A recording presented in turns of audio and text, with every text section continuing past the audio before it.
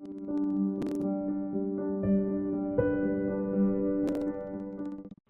student, this question is question number 4 of miscellaneous exercise of chapter sets of NCERT class 11th। क्या पूछा गया इसमें? चार option है, वो कह रहा है चारों के चारों इक्विवेलेंट ऑप्शन है। जैसे पहला है a is a subset of b, दूसरा है a minus B equal to 5। तो एक एक करके प्रूफ करते हैं। एलिमेंट्री मेथड से देखिए काफ़ी लेंथी हो जाएगा क्योंकि चार चीज़ें प्रूफ करनी है। तो इसके लिए हम क्या करेंगे, इसके लिए हम वेन डायग्राम बनाएंगे। वेन डायग्राम में मैं एक को तो बेस मान लेता हूँ कि फर्स्ट का तो डायग्राम मैं बना ही दूंगा, और बाकी तीनों का दिखाऊंगा कि वो तीनों भी फर्स्ट के जैसे ही बनेंगे। तो अगर फर्स्ट में a is a subset of b है, मतलब a के सारे एलिमेंट b में आ रहे होंगे, तो a के सारे एलिमेंट b में आ रहे होंगे, तो a सबसेट जो है b सबसेट के अंदर बनेगा। तो इसका डायग्राम कैसा बन जाएगा? इसका डायग्राम तो कुछ ऐसा बन जाएगा, देखिए। ठीक है, a जो है वो बिल्कुल अंदर है। ठीक है, अब इसको हम नाम दे देते हैं, ये है हमारा फर्स्ट। ठीक है, अब आते हैं सेकंड पार्ट पे। Second part a minus B equal to 5। पहले मैं a माइनस बी जो है वो ड्रॉ करता हूं, और उसके बाद मैं आपको दिखाऊंगा कि अगर वो 5 है तो it is equivalent to first. तो देखते हैं, ये देखिए, ये यहाँ पे मैं सेकंड लिख भी देता हूँ। हम ये सेकंड का डायग्राम बना रहे हैं, सेकंड। ठीक है, अब ये a जो है ये आपका है, सॉरी ये रीजन है आपका, ये वाला जो रीजन है, ठीक है, a माइनस बी। अब ये वाला रीजन a माइनस बी जो शेडेड रीजन है, अगर ये होगा ही नहीं तो देखो होगा क्या। ये जैसे वो कह रहे हैं कि ये है ही नहीं, ये अगर है ही नहीं, ठीक है, तो a कितना रह जाएगा, a बस इतना रह जाएगा। तो ये जो पार्ट है a का, ये तो सारा का सारा b के अंदर है। इसका मतलब a भी b के अंदर आ गया, और अगर a b के अंदर आ गया तो अगेन डायग्राम कैसा बन जाएगा, वही पिछली बार की तरह, ऐसा a b के अंदर आ गया।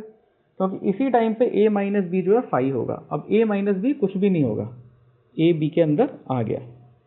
ठीक है, थर्ड वन देखिए, थर्ड वन क्या है, a union b equal to b। तो पहले तो a यूनियन b का डायग्राम बना देते हैं। ये हमारा क्या है, थर्ड। ठीक है, अब ये तो हमने इसका डायग्राम बना दिया। ऐसे डायग्राम बनता है a यूनियन b का। अब वो कह रहे हैं ये इक्वल टू b है। a union b equal to b का भी तो मतलब यही है।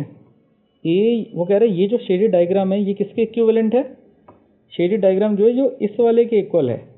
ये जो है, ये जो मैंने ग्रीन से प्लॉट किया है, ये हमारा बी रीजन है, इसके इक्वल है। तो ये और ये इक्वल कब होंगे, अगेन वही कि ये बचे ही ना, ये वाला पोर्शन हो ही ना, ये वाला पोर्शन रहना ही नहीं चाहिए, तभी तो वो a यूनियन b जो है वो इसके इक्वल आएगा, ये वाले पोर्शन के इक्वल। ये होना ही नहीं चाहिए ये वाला, तो ये वाला नहीं होगा। अगेन इसका मतलब क्या निकला कि a जो है b के अंदर हो जाएगा।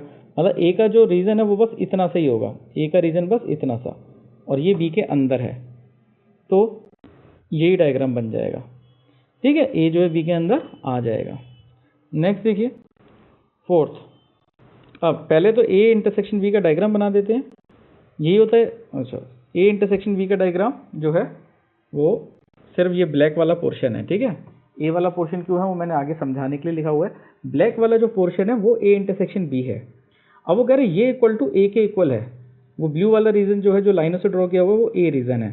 तो ये दोनों इक्वल हैं। ये दोनों इक्वल कब होंगे, अगेन वही चीज़, ये दोनों इक्वल तब होंगे, ये ब्लैक वाला रीजन और ये सेट ए का रीजन, ये इक्वल कब होंगे, जब ये वाला रीजन हो ही ना, जब ए जो है अगेन इतना सही बने। ये वाला रीजन होना ही नहीं चाहिए, ये वाला रीजन होना नहीं चाहिए, तो ए इतना ही बनेगा। अगेन इसका मतलब क्या आ गया कि ए जो है बी के अंदर आ गया। तो कैसा डायग्राम बनेगा, ए बी के अंदर आ जाएगा। तो हर किसी में बेसिकली ए बी के अंदर आ रहा है। ठीक है, तो इसी चीज़ का ध्यान रखने, सारे इक्विवेलेंट हैं ये मैंने ए इंटरसेक्शन बी का डायग्राम बना दिया है। ठीक है,